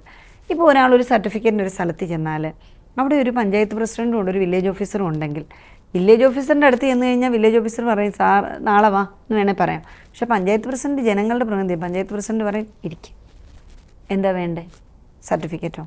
അവിടെ ഇരുന്നിട്ട് വിളിക്കും, വില്ലേജ് ഓഫീസറെ സർട്ടിഫിക്കറ്റ് കൊടുക്കണം. That is the difference between democracy and bureaucracy. അല്ല, രാഷ്ട്രീയക്കാരെ വേണ്ടെന്നുള്ള എൻ്റെ അഭിപ്രായമല്ല. എനിക്ക് രാഷ്ട്രീയക്കാരെ കുറിച്ച് മതിപ്പുണ്ട്. അല്ല, ഞാൻ സമൂഹത്തിന്റെ എങ്ങനെ തിരുത്തുമെന്നാ ചോദിച്ചത്. അങ്ങനോട് ചോദിച്ച ക്വസ്റ്റ്യനുള്ള മാത്രം മറുപടിയാണ്. അതൊരു വാസ്റ്റ് പുതിയ തലമുറയെ തിരുത്താനാണ്. ഞാൻ നേരത്തെ പറഞ്ഞ ഒരു എക്സാമ്പിൾ, ഇപ്പൊ ലഹരി എങ്ങനെ നമുക്ക് കൺട്രോൾ ചെയ്യാന്ന് ചോദിച്ചപ്പോൾ ഞാൻ അതിന്റെ ആൻസർ പറഞ്ഞു. ഈ ലഹരിയെ കൂടുതൽ ഇൻഫ്ലുവൻസ് ചെയ്യുന്നത് സിനിമയാണ്, ഒരു തർക്കവും ഇല്ല. ഇപ്പം ഏതോ ഒരു സിനിമയിൽ വിജയ് സേതുപതി ആക്ടറാണെന്ന് തോന്നുന്നു, ഒരു ബ്ലൂ കളർ എനിക്ക് എൻ്റെ പേര് മറന്നു, ഇത് വായിലിട്ട് ഇങ്ങനെ ചവയ്ക്കുന്നത് കാണിക്കുന്നുണ്ട്. ഡെഫിനറ്റ്ലി ഈ പുതിയ പിള്ളേരെ അത് സ്വാധീനിക്കുമെന്നേ, പെട്ടെന്ന് അനുകരിക്കും. സ്വാധീനം എന്ന് പറഞ്ഞാൽ മൊത്തത്തിലാണ്. അതിൻ്റെ അകത്ത് ഒരു പെൺകുട്ടി ആൺകുട്ടി എന്നുള്ളതല്ല, പെൺകുട്ടികളെ പലപ്പോഴും ട്രാഫിക്കിങ്ങിലും കൂടി വിധേയമാക്കുന്നുണ്ട്. കാരണം ക്യാരിയേഴ്സ് ആക്കാനും, അതുപോലെ ലവ് പറഞ്ഞുകൊണ്ട് അല്ലെങ്കിൽ ഒരു ലവറിൻ്റെ ഭാഗമായിട്ട് നിൽക്കുമ്പോൾ, ഇപ്പോൾ അടുത്ത കാലത്ത് മറ്റേ ഓപ്പോസിറ്റ് നിന്നൊരാളെ കൊന്ന കേസും വന്നില്ലേ. അതിപ്പോൾ ആണ് പെണ്ണെന്നൊന്നും ഈ തലമുറയ്ക്ക് വ്യത്യാസമൊന്നുമില്ല. ഇതിനകത്ത് ക്രൈമും ഡ്രഗ്സും അത് ലോകം മുഴുവനായിട്ടുണ്ട്. നമ്മൾ കേരളത്തിൽ നിന്ന് ചർച്ച ചെയ്യുന്നതുകൊണ്ട് കേരളത്തെ മാത്രം പറ്റി പറയുന്നതാണ്. ലോകം മുഴുവൻ ഇതുണ്ട്. ഒരു കാലത്ത് ഉണ്ടായിരുന്നതിനേക്കാൾ ഭീകരമായിട്ട് കൂടുതലുണ്ട്. കാരണം ഇതിൽ നിന്ന് വരുമാനം ഉണ്ടാക്കുന്ന ഒരു വമ്പൻ സ്രോതസ് ലോകത്ത് തന്നെ ഡെവലപ്പ് ചെയ്ത് വന്നിരിക്കുന്നു. മക്കൾ ഈ ഇത്തരം ആരോപണങ്ങളിൽ പെടുമ്പോൾ ഏറ്റവും തകർന്നു പോകുന്ന അമ്മമാരല്ലേ? താങ്കളുടെ മകൻ കനീവ് ഇത്തരം ഒരു കേസിൽ പെട്ടു, എന്ത് തോന്നി അന്നേരം? അതെന്താ പറയേണ്ടെന്ന് കൂടി അറിയില്ല. അത്രയും മാനസികമായിട്ട് വിഷമത്തിലൂടെ പോയൊരു സംദർഭമാണ്. കാരണം ഇപ്പം ഞാൻ എന്നെ മാത്രമല്ല അവിടെ കാണുന്നത്, നമ്മുടെ സമൂഹത്തിൽ പല തരം ആളുകളുണ്ട് ഇല്ലേ. ഇവിടെ നമ്മൾ രണ്ടുപേരും ഇരിക്കുന്നു, അതുപോലെ തന്നെ ഈ ലോകത്ത് എന്തെല്ലാം തരം ആൾക്കാർ ഒന്നിച്ചിരിക്കുന്നുണ്ട്. പ്രത്യേകിച്ച് ഫ്രണ്ട് സർക്കിൾ. ഈ കാലത്ത് 10 പേര് കൂടുമ്പോൾ അതിൽ 8 പേര് ചിലപ്പം ലഹരി ഉപയോഗിക്കുന്നവരുണ്ടാവാം, കള്ളപ്പണം ഉണ്ടാക്കുന്നവരുണ്ടാവാം, നല്ലവരുണ്ടാവാം. എങ്ങനെയാണ് നമ്മൾ തിരിച്ചറിയുന്നത്? നമ്മളെങ്ങനെ ആൾക്കാരെ വേർതിരിച്ചെടുക്കുന്നത്? പലപ്പോഴും ചില കേസുകൾ, ചില ക്രൈമിലൊക്കെ പെട്ടെന്ന് പറയുമ്പോൾ നമ്മൾ ഞെട്ടും, അവർക്ക് ഈ മുഖം ഉണ്ടായിരുന്നോ എന്ന് നമ്മൾ ചിന്തിക്കുന്നുണ്ട്. അതുപോലെ ഇപ്പോൾ എൻ്റെ മകനടങ്ങുന്ന ഒരു ഗ്രൂപ്പ് ഒരു സ്ഥലത്ത് ഇരുന്നപ്പോൾ അവിടെ എക്സസൈസ് ചെയ്തതിനെ ഒന്നുമല്ല ഞാൻ പറയുന്നത്, മാധ്യമങ്ങൾ ചെയ്തതിനെ മാത്രമാണ് ഞാൻ വിമർശിച്ചത്. എക്സസൈസുകാർ തന്നെ അതിലതൊരു അൺഡ്യൂ ഹേസ്റ്റ് അല്ലെങ്കിൽ ഒരു അനാവശ്യമായ ധൃതി തിടുക്കം ഇത് കാണിച്ചില്ലേ? As a social worker and MLA ഞാൻ അതിനൊരു എക്സസൈസിന് ഞാനിപ്പോൾ ഒന്നും പറയുന്നില്ല. 3 ഗ്രാം കഞ്ചാവ് കൈവശം, ഞാനത് പറയാൻ വീണ്ടും റിപ്പീറ്റ് ചെയ്യാൻ ഇഷ്ടപ്പെടുന്ന ഒരു സബ്ജക്റ്റ് അല്ല. കാരണം ഞാൻ വീണ്ടും റിപ്പീറ്റ് ചെയ്യുന്നിടത്തോളം ഈ പറഞ്ഞ മാധ്യമങ്ങൾക്ക് അതൊരു ബലമാണ് എന്നുള്ളതുകൊണ്ട് എനിക്കത് താല്പര്യമില്ലാത്തൊരു വിഷയമാണ്. പക്ഷേ അതിനകത്ത് ഞാൻ മോൻ്റെ മാറ്റി നിർത്തിയിട്ട് ഞാൻ പറയാം, അതിനകത്ത് എന്തിനാണ് മാധ്യമങ്ങൾ ഇത്രയും ആഘോഷിച്ചത്? ഇല്ലാത്തൊരു കാര്യമാണ് മാധ്യമങ്ങൾ പറഞ്ഞത്, എന്നിട്ടും മാധ്യമങ്ങൾക്ക് മതിയായില്ല എന്നുള്ളതാണ്. ഞാൻ ചോദിക്കട്ടെ, കഴിഞ്ഞ ദിവസം മൂന്നാറിലൊരു കാർ മറിഞ്ഞപ്പോൾ 1 കിലോ കഞ്ചാവ് പിടിച്ചെന്ന് പറഞ്ഞ് ആ വ്യക്തി ആരെന്ന് പോലും ആർക്കും അറിയില്ല. കാരണം അവൻ്റെ അമ്മ MLA അല്ല, അവൻ്റെ അമ്മ രാഷ്ട്രീയക്കാരല്ല, അവൻ്റെ അമ്മ ഒരു രാഷ്ട്രീയക്കാരൻ്റെ അടുത്തുകൂടി പോലും പോയിട്ടില്ല, അല്ലെ അച്ഛൻ പോയിട്ടില്ല. അപ്പോൾ അത് വാർത്തയല്ല, അത് ആരാന്നറിയില്ല. ഇവിടെ വന്നത് എന്താ, കനിവ് ചെയ്യാത്തൊരു കാര്യമാണ് പറഞ്ഞത്. കനിവ് ആ കൂട്ടത്തിൽ പോയിരുന്നേ ഉള്ളൂ. അതിരിക്കുമല്ലോ സ്വാഭാവികമായിട്ട്, ഒരു നാട്ടുപുറമല്ലേ. കഞ്ചാവ് കൈവശം വെച്ചിട്ടില്ലെന്നാണ് കുട്ടികൾ പറയുന്നത്. അത് ഞാൻ പറയാം, അത് എക്സൈസിനെ ചോദ്യം ചെയ്യുന്നില്ല. എന്ന് വെച്ചാൽ ഒരു നിയമനിർമ്മാണ സഭയിൽ അംഗം എന്ന നിലയിൽ ഞാൻ ഒരു സിസ്റ്റത്തെ ചോദ്യം ചെയ്യുന്നത് ശരിയല്ലാത്തതുകൊണ്ട് ഞാൻ അതിലേക്ക് വരുന്നില്ല. പക്ഷേ ഈ വാർത്ത വെളിയിൽ എങ്ങനെ വന്നു? എൻ്റെ മകനെ സംബന്ധിച്ച് എനിക്കറിയാം. എൻ്റെ മകൻ എന്നോട് പറഞ്ഞിട്ടുണ്ട്, ഇപ്പോൾ അതും പറയുന്നുണ്ട്, കുഞ്ഞുങ്ങൾ ഇത് ഉപയോഗിക്കുമ്പോൾ അച്ഛനമ്മമാർ ഉപയോഗിക്കുന്നില്ല എന്ന്. ഉപയോഗിക്കുന്നുണ്ടെങ്കിൽ ഉപയോഗിക്കുന്നുണ്ടെന്ന് തന്നെ പറയണം നമ്മൾ. അല്ലെങ്കിൽ എന്താണ് ഒരു അമ്മ എന്നുള്ളതിനെ താങ്കളോട് പറഞ്ഞു? അവൻ ലൈവായിട്ട് വീഡിയോ ഇട്ട് തന്നെ പ്രതികരിച്ചു, എല്ലാവരും കണ്ടതാണ്. അവൻ പറഞ്ഞ് എൻ്റെ അമ്മ രാഷ്ട്രീയത്തിൽ നിൽക്കുന്നതുകൊണ്ടായിരിക്കും എന്നെ ഇത്രയും നിങ്ങൾ ഉപദ്രവിച്ചതെന്ന് അവൻ പറയുന്ന ഒരു ഗതികേട് ലൈവ് ഇട്ട് ചെയ്യേണ്ടി വന്നു. കേസ് നിലവിൽ പ്രോസസ്സിങ്ങിലാണ്. നടപടി തുടരുകയാണ്. അതിൽ തീർച്ചയായിട്ടും പ്രതിയാണോ? അതിൻ്റെ പ്രതി എന്നൊക്കെ എങ്ങനെയാണ് പറയുന്നത്, 9 പേരിൽ ഒരാളാണ്. അതിനകത്ത് വന്നിരിക്കുന്ന സ്മോക്ക് ചെയ്തു എന്നുള്ളതാണ്. അപ്പം ഞാൻ പറയുന്നത് ഇത് വീണ്ടും വീണ്ടും ചോദിക്കുമ്പോൾ നമ്മൾ എക്സൈസ് ഡിപ്പാർട്ട്മെന്റിനെ എന്തോ പ്രതിക്കൂട്ടി നിർത്തുന്ന പോലെയാണ് തോന്നുന്നത്. ഒരിക്കലും എക്സൈസ് ഡിപ്പാർട്ട്മെന്റിനെതിരെ അല്ല ഞാൻ പറയുന്നത്. മൂന്നാറിലെ ഒരു കാര്യം എത്ര ഉണ്ടായിട്ടൊരു പേര് പോലും വന്നില്ല. താങ്കളുടെ പേര് എങ്ങനെ ഇതിലേക്ക് വന്നു? ഈ വാർത്ത ആര് ചോർത്തി കൊടുത്തു? അത് താങ്കളുടെ പാർട്ടിക്കുള്ളിലുള്ളവരില്ലേ? ഒരിക്കലും അല്ല. എന്തിനാ അതിനെയൊക്കെ പാർട്ടിയെ പറയുന്നത്? പാർട്ടിക്കുള്ളിലുള്ളവർക്ക് എന്തിനാ ഇത് പറയേണ്ട കാര്യം എന്താ? എന്തിനാ ഇതാണ് രാഷ്ട്രീയം എല്ലാവരും വെറുക്കുന്നത്. ഇങ്ങനൊരു കേസ് വന്നപ്പോൾ ഈ മാധ്യമങ്ങൾ ചെയ്ത വൃത്തികേടുകൾ ആർക്കും പറയുന്നില്ല. മാധ്യമങ്ങൾ ചെയ്ത ശരിയോ തെറ്റോ? ഈ കുട്ടി 90 ഗ്രാം കഞ്ചാവുമായിട്ട് പിടിയിലായെന്ന് മാധ്യമ വാർത്ത വിത്ത് ഫോട്ടോസ് ശരിയാണോ? എന്നിട്ട് അതിനെതിരെ പ്രതികരിച്ച ഞാൻ മോശക്കാരി എന്ന് പറഞ്ഞ് വീണ്ടും പ്രശ്നം. അപ്പം മാധ്യമങ്ങൾക്ക് ഈ ലോകത്തുള്ള ആരും എന്ത് അനാവശ്യവും പറയാവോ? ഇവർക്ക് ആരാധികാരം നൽകിയേ? എന്നോട് കഴിഞ്ഞ ദിവസം ഒരാൾ മോൻ ജയിലിൽ നിന്ന് ഇറങ്ങിയോന്ന്. അതുകൊണ്ടാണ് മാധ്യമങ്ങളുടെ സ്വാധീനത്തെപ്പറ്റി ഞാൻ പറഞ്ഞത്. ഈ വാർത്ത പുറത്തു വന്നത് എങ്ങനെയാ? ഇപ്പോഴും എൻ്റെ കിടപ്പുണ്ട് എത്ര സ്ക്രീൻഷോട്ട് എല്ലാവരുടെയും ഞാൻ എടുത്തു വെച്ചിട്ടുണ്ട്. എന്നെ ഞെട്ടിപ്പിക്കുകയാണ്. ഇവരെന്തിനാണ്? താങ്കൾ അതിനെ അതിജീവിച്ചില്ലേ? ആ ദുഃഖത്തെ അതിജീവിച്ചെങ്കിലും എനിക്കത് ഉണ്ടാക്കിയിട്ടുള്ളൊരു പ്രയാസം കുറച്ച്. എല്ലാവരും ചോദിക്കുന്നത് എന്തിനാണ് പ്രയാസപ്പെടുന്നത്? എൻ്റെ മകൻ ഒരു പടം ഇട്ട് കഴിഞ്ഞാൽ ഉടനെ തന്നെ ആ പടം എഡിറ്റ് ചെയ്ത് ഈ രൂപത്തിൽ ഇങ്ങനെ വിടുകയാണ്. ഫുള്ള് എവിടെ നോക്കിയാലും ഇത് മാത്രമായിരുന്നു. ഒരു പത്രപ്രവർത്തകനെ, എൻ്റെ മകൻ്റെ കേസ് വന്നതിന് ശേഷം ഒരു പത്രപ്രവർത്തകൻ ഒരു ചാനലിലിരുന്ന് എന്നെ വെല്ലുവിളിക്കുക. അപ്പോൾ ആ പത്രപ്രവർത്തകൻ്റെ വിചാരം അദ്ദേഹത്തിൻ്റെ നമ്മൾ ഈ തുത്തുകുലുക്കി പക്ഷി എന്ന് പറയുന്ന പോലെ പുള്ളി കുലുങ്ങുമ്പോൾ ലോകം കുലുങ്ങുന്നെന്നാണ്. എത്ര മ്ലേച്ഛമായ ഭാഷയിലാണ്. അപ്പോൾ അതിന് കുറേ ആരാധകർ. പ്രതിഭ MLA ഇങ്ങേര് തേച്ചൊട്ടിച്ച്. എന്ത് തേച്ചൊട്ടിക്കാൻ? ഞാൻ പറഞ്ഞു എവിടെല്ലാം ഇരുന്ന് ആർക്കെല്ലാം കുരയ്ക്കാം അല്ലേ? നമുക്ക് എപ്പോഴും മാധ്യമപ്രവർത്തകർ എന്തിനാണ് അവർ? ഇവരെല്ലാം മാധ്യമപ്രവർത്തകരെന്ന് വിളിക്കേണ്ടതുണ്ടോ? വിളിക്കേണ്ടതില്ല. എന്താ പറയണ്ടേ? അധമ മാധ്യമപ്രവർത്തകരെന്ന് വിളിക്കണം. മാധ്യമങ്ങൾ ചെയ്തത് ശരിയാണോ തെറ്റാണോ എന്നുള്ളതിനെ കുറിച്ച് ഞാൻ വിധി എഴുതുന്നില്ല. പക്ഷേ ആ ഒരു നടപടിക്രമം ഇപ്പോഴും പ്രോസസ്സ് ചെയ്തുകൊണ്ടിരിക്കുകയാണെന്ന് പറയുമ്പോൾ അതൊരു വാർത്തയാണ്. അതിൽ താങ്കളുടെ പേര് വലിച്ചഴിച്ചതിന് ശരിയാണെന്നും എനിക്ക് അഭിപ്രായമില്ല. പക്ഷേ ഉച്ചയ്ക്ക് 1:30-ക്കാണ് ഈ കുട്ടികളെ കാണുന്നത്. രാത്രി 12 മണിക്കാണ് FIR വരുന്നതെന്ന് പറയുന്നത്. FIR എന്നൊരു സംഭവമില്ല, ക്രൈം ഒക്കറൻസ് എന്ന സാധനമാണ്. FIR എന്നൊക്കെ ഇവരുടെ ഭാഷയെ പറഞ്ഞതാണ്. താങ്കൾക്കെതിരെ വിവാദങ്ങൾ ഉണ്ടാക്കി താങ്കളെ വേട്ടയാടി മറഞ്ഞിരുന്ന് ചിരിക്കുന്ന ആരെങ്കിലും ഉണ്ടോ? ഡെഫിനറ്റ്ലി എനിക്ക് തോന്നുന്നു ഞാൻ വലിയൊരു മാധ്യമ പരിലാളനയിലൊന്നും വന്ന ആളല്ല. അതുകൊണ്ട് തന്നെ എനിക്ക് കുറച്ച് തന്നെയുടെ ഉള്ളൊരു പെണ്ണാണ്. ഞാനതിൽ അഭിമാനിക്കുന്ന ആളാണ്. താങ്കളുടെ വളർച്ചയിൽ മാധ്യമങ്ങൾ പ്രത്യേകിച്ച് അസൂയാലുക്കളാകേണ്ട കാര്യമുണ്ടോ? ഏതെങ്കിലും രാഷ്ട്രീയക്കാരോ പാർട്ടിക്കുള്ളിലുള്ളവരോ താങ്കളുടെ എതിരാളികളോ അതിനുവേണ്ടി ആരെങ്കിലും ഇൻഫ്ലുവൻസ് ചെയ്യുന്നുണ്ടായിരിക്കുമല്ലോ ഇത്തരം വിവരങ്ങൾ ചോർത്തി കൊടുത്ത്? ആധുനിക കാലഘട്ടത്തിൽ ഒരു ഡീക്കേയിങ് സംഭവിക്കുന്നുണ്ട്. ശരി കൂടുതൽ പ്രൊജക്റ്റ് ചെയ്യപ്പെടാതിരിക്കുകയും തെറ്റുകൾ കൂടുതൽ പരസ്യപ്പെടുത്തുകയും ചെയ്യുന്ന ഒരു ആധുനിക കാലഘട്ടത്തിലെ ഒരു വൃത്തികെട്ട സംസ്കാരവും തന്നെ പറയാൻ പറ്റുള്ളൂ. കാരണം ഞാനെപ്പോഴും പറയാം, ഹൃദയം പകുത്തു കൊടുക്കുന്ന വാർത്തയല്ല, ഹൃദയം കൊടുക്കുന്ന വാർത്തയല്ല, കരൾ കൊടുക്കുന്ന വാർത്തയല്ല. അതൊക്കെ ഒരു എന്താ പറയേണ്ട ഒരു ഫ്ലാഷ് ന്യൂസ് മാത്രമാണ്. സോഷ്യൽ മീഡിയ വെച്ചിട്ടായിരിക്കും പറയുന്നത്. ഫ്ലാഷ് ന്യൂസ് മാത്രമാണ്. പക്ഷേ നമ്മൾ ഒരാളുടെ ഹൃദയം എടുത്താൽ അല്ലെങ്കിൽ ഒരാൾ ഒരു അബദ്ധത്തിൽ പോലും ഒരു തെറ്റ് ചെയ്താൽ പർവ്വതീകരിക്കുന്ന കാലത്ത് ഇവിടെ ശരിക്കും നെഗറ്റീവ് റേറ്റിംഗ് ഉണ്ട്. നെഗറ്റീവ് കാര്യങ്ങൾക്ക് റേറ്റിംഗ് ഉണ്ട്. അത് അവിടെ ഞാൻ സൊസൈറ്റിയിലേക്കും വരും. സമൂഹം ഇപ്പം തന്നെ എന്തൊക്കെ അനാവശ്യങ്ങളാണ് വിളിച്ചു പറഞ്ഞുകൊണ്ടിരിക്കുന്ന ഓരോരുത്തരുടെയും ഫേസ്ബുക്ക് വാളിലും. ഞാൻ പറയാം ആർക്കും ഒന്നും എഴുതാൻ പറ്റത്തില്ല. സോഷ്യൽ മീഡിയ എന്ന് പറഞ്ഞാലും അതും അനുവദനീയമായൊരു സംവിധാനമാണ്. മറ്റൊരു വിവാദം താങ്കളുടെ ആ കേസിൽ അന്വേഷണത്തിന് നേതൃത്വം നൽകിയ ഉദ്യോഗസ്ഥനെ മാറ്റി എന്നുള്ളായിരുന്നു. ഞാൻ ആരുടെത്തും പരാതി പറഞ്ഞിട്ടുണ്ട്. അതാണ് രസം. എനിക്ക് ഈ കാര്യത്തിൽ ഞാൻ ആരോടും ഞാൻ ഭരണപക്ഷത്തുള്ള MLA അല്ല. ഞാൻ എൻ്റെ മുഖ്യമന്ത്രിയോട് പോലും ഇതിനെതിരെ ഒരു പരാതി പറഞ്ഞിട്ടില്ല. കാരണം ഞാൻ എന്താ പരാതി പറയാത്തതെന്ന് വെച്ചാൽ എക്സൈസ് അവരുടെ ഒരു ഡ്യൂട്ടി ചെയ്യുമ്പം അതിനകത്ത് എൻ്റെ മോൻ പെട്ടുപോയാൽ പോലും ഞാൻ അതിനെ ചലഞ്ച് ചെയ്യുന്നത് എന്നെ നിയമപരമായിട്ട് ചെയ്യാം. താങ്കൾ ഒരു MLA എന്നുള്ള നിലയിൽ അതിനെ ചലഞ്ച് ചെയ്യുന്നില്ല. പക്ഷേ താങ്കൾ നിയമസഭയിൽ ചോദിച്ച ചോദ്യത്തിൽ അതിൻ്റെ ഒരു ചോദ്യമുണ്ട്. അതായത് ശരിയായ രീതിയിലാണോ എക്സൈസ് ഇതൊക്കെ ചെയ്യുന്നത്? അത് താങ്കളുടെ മകൻ്റെ കാര്യത്തിൽ ഒരു ഉദാഹരണമല്ലേ? ശരിയായ രീതിയിലാണോ ചെയ്തത്? ശരിയായ രീതിയിലാണോ എന്നുള്ളത് എൻ്റെ ചോദ്യമല്ല.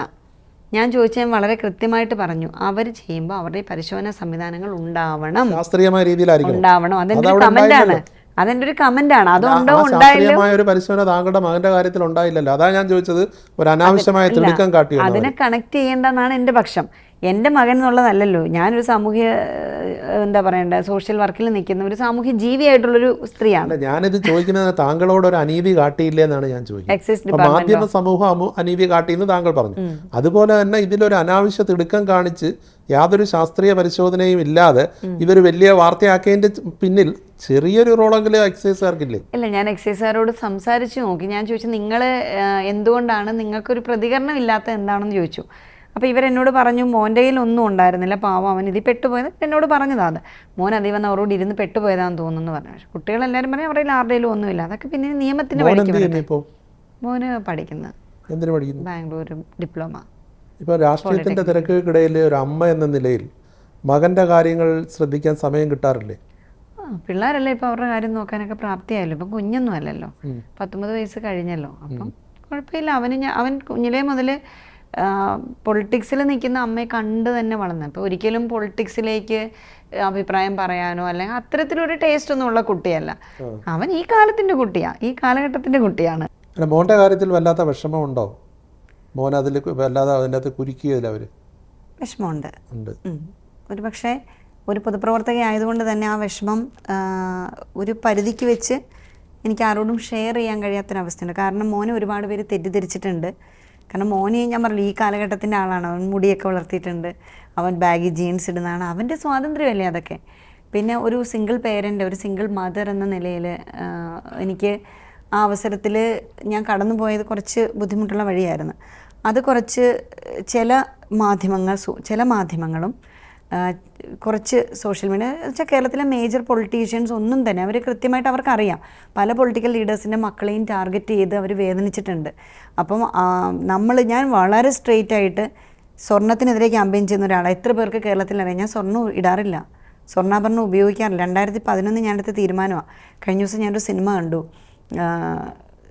ബേസിൽ മനോഹരമായിട്ട് അഭിനയിച്ചിരിക്കുന്ന പൊന്മാൻ എന്നൊരു സിനിമ ഞാൻ കണ്ടു. മനോഹരമായിട്ട് അഭിനയിച്ചിരിക്കുന്ന ആ സിനിമയ്ക്കകത്തൊരു രംഗമുണ്ട്, സ്വന്തം മകളുടെ കിടപ്പുറവാതിക്കൽ കാത്തു നിൽക്കുന്ന ഒരു അമ്മയുടെ ചിത്രം. നമ്മുടെ നെഞ്ചിൽ നിന്നാണെന്ന് തോന്നുന്നു അങ്ങനെ കണ്ണുനീര് വരുന്നെങ്കിൽ, കണ്ണിൽ നിന്നല്ല, നമ്മുടെ ഹൃദയത്തിൽ നിന്ന് രക്തം കണ്ണുനീര് വരുന്നൊരു രംഗമായിട്ടാണ് എനിക്ക് തന്നെ തോന്നിയത്. ഈ പൊതുസമൂഹം ആ സിനിമ എങ്ങനെ എടുക്കുമെന്ന് എനിക്കറിയില്ല. കാരണം സ്ത്രീധന നിരോധന നിയമം ഉള്ളപ്പോഴും, സ്ത്രീധനം കൊടുക്കുന്ന സമൂഹത്തിൽ എല്ലാ നിയമങ്ങളും ഉള്ളപ്പോഴും ആ നിയമങ്ങളൊക്കെ ലംഘിക്കപ്പെടാൻ ത്വരയുള്ള ഒരു പോർഷൻ സമൂഹത്തിലാണ് നമ്മൾ ജീവിക്കുന്നത്. അപ്പം എന്നെ സംബന്ധിച്ച് എന്നെ വേദനിപ്പിച്ചൊരു കാര്യം, ഡ്രഗ്സിനെതിരെ ഏറ്റവും വലിയ ക്യാമ്പയിൻ ചെയ്യുന്നിരുന്ന ഒരു സ്ത്രീയായിരുന്നു ഞാൻ. ഒരു കുഞ്ഞും മദ്യപിക്കരുത്, കഞ്ചാവ് കഴിക്കരുത്, സിന്തറ്റിക് ഡ്രഗ്സ് ഉപയോഗിക്കരുത്. എനിക്ക് ഭയം തോന്നുമായിരുന്നു കുഞ്ഞുങ്ങളെ പറ്റി. ചില കുഞ്ഞുങ്ങൾ നടന്നു പോകുമ്പോൾ ഞാൻ ഓർക്കും, ഇവൻ ഇത് വല്ലതും ഉപയോഗിച്ചിട്ടുണ്ടോ, ഇവൻ വീട്ടിൽ ചെന്ന് പ്രശ്നമാവോ, ഇങ്ങനെയൊക്കെ എൻ്റെ ഭ്രാന്തൻ ചിന്തകളിൽ എനിക്കതൊക്കെ വരാറുണ്ട്. ചില അമ്മമാർ എന്നോട് വന്ന് സങ്കടങ്ങൾ പറയാറുണ്ട്. അതിനൊക്കെ അനുസരിച്ച് ഞാനിങ്ങനെ ശക്തമായ മൂവ്മെൻറ്റുമായിട്ട് പോകുമായിരുന്നു. അപ്പം ശക്തയായ നിലപാടുള്ള, ശക്തമായ അഭിപ്രായം പറയുന്ന, പലപ്പോൾ ഞാൻ പറയുന്ന അഭിപ്രായം പലർക്കും അരോചകമായിട്ട് പലപ്പോഴും തോന്നുന്നു. പക്ഷേ ഞാൻ ആ സ്ട്രെയിറ്റ് ലൈൻ, നമ്മുടെ ഇൻ്റർവ്യൂ പോലെ വളരെ സ്ട്രെയിറ്റ് ലൈനിലേക്ക് അഭിപ്രായം പറയുന്ന ഒരാളായിരുന്നു. എനിക്കത് മറ്റൊരു താല്പര്യവും ഇല്ല. അപ്പോൾ എനിക്ക് തോന്നുന്നു ഈ സ്ട്രെയിറ്റ് ലൈനിൽ എനിക്ക് ഏറ്റവും കൂടുതൽ പറയാനുള്ളത് നമ്മുടെ പൊതുസമൂഹത്തിൻ്റെ ഈ ഗ്രീഡി നേച്ചർ, ഒരു പെണ്ണിനെ പറഞ്ഞു വിടുമ്പോൾ സ്വർണം വേണം എന്ന് പറയുന്നു. അപ്പോൾ അത്തരം ക്യാമ്പയിൻ വളരെ തൻ്റെ ഇടത്തോടെ ശക്തമായി കൊണ്ടുവരുന്ന ഒരമ്മയായിരുന്നു ഞാൻ. പക്ഷേ എൻ്റെ മകൻ എന്ന് പറഞ്ഞാൽ എൻ്റെ ഫേവറേറ്റ് അല്ലേ. എൻ്റെ ജീവിതത്തിൽ എനിക്കുള്ളത് മകനാണ്.